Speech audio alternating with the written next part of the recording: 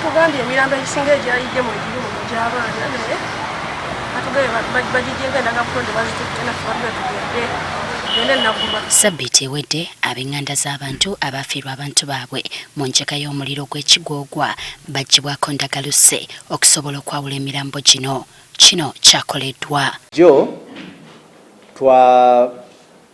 twakozesa obukugu bwa science okutegeera ani nannyini mufu kubanga abantu emirambo gyonna gye tubadde tuyina mu ggwanika gyali gyayokyebwa bubi nnyo, so ne tukozesa DNA process ne tusobola okufuna okutegeera ani ow'Oluganda w'omufu. Poliisi etegeezezza nga bwe yawaddeyo emirambo egiwerera ddala 22 eri ab'enganda z'abantu bano.